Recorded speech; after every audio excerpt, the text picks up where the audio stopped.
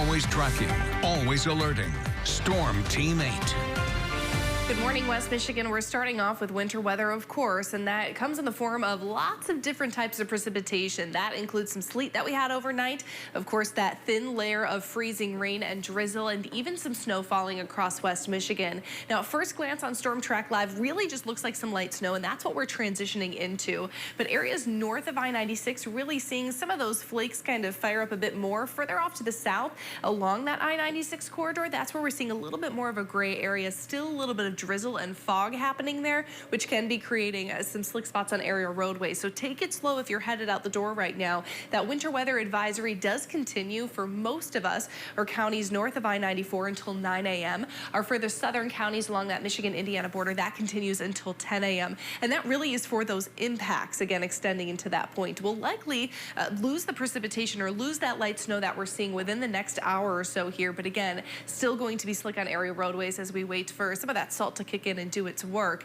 Good news is temperatures in our favor. We're sitting in the mid-20s this morning, and this afternoon we are expecting high temperatures above that freezing mark. So that is going to favor, again, some pretty quick improving roads out there. We do have to talk about the wind, though. That's going to be a big factor this afternoon as a wind advisory goes into effect at the lakeshore, and we can see some of those top wind gusts near that 40-mile-per-hour mark. And the reason why that's problematic is if we continue to see a little bit of freezing drizzle stack up on power lines, it won't take much to create some power outages. So fingers crossed that we get those warm temperatures beforehand. All in all, things looking pretty good in our favor. Again, those top wind gusts will be right around when we cross past that freezing mark. We'll be in the low 30s, low to mid 30s at this point.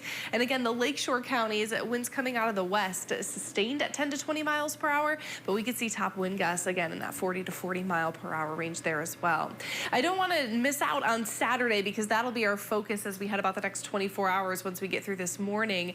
We are tracking another batch of what could be mixed precipitation, especially south of I-96. We are expecting a fairly widespread snow at about 2 to 6 inches, with the highest totals north of I-96, and travel definitely could be challenging. Likely going to see that light snow continue into Sunday morning out there as well. Otherwise, early next week actually looking a little bit quiet for us. We'll see some cooler temperatures. Those highs will drop down to the low 20s, and we'll talk another snowy system that could impact us on Wednesday and Thursday. And again, expecting that snowy pattern to likely continue into the following weekend out there as well. Tom, luckily things look okay on the roads out there this morning for now. Definitely one of those days, though, where you are going to want to give yourself a couple of extra minutes. They are a little bit slushy, at least for my drive-in. Even the freeways were a little sloppy. And so, again, give yourself some extra time because we are picking up crashes already for this time of the morning. Okay, we have a crash along Wilson, and that is north of Lake Michigan Drive. Not registering a backup in that area right now, but just an indication that we are not working with roads that are at 100%. Also have a crash along the southbound lanes of US 131 right there at the M6 interchange. Slow traffic in the area there as a result of that as well. The good news is that crash that had been shutting down the southbound lanes of I-196 in the Saugatuck-Douglas area, that has now cleaned up. All lanes are open there, but you see plenty of slow spots on the map again this morning. So once again, give yourself some extra time. I'll have another update for you in about 15 minutes. Teresa and George.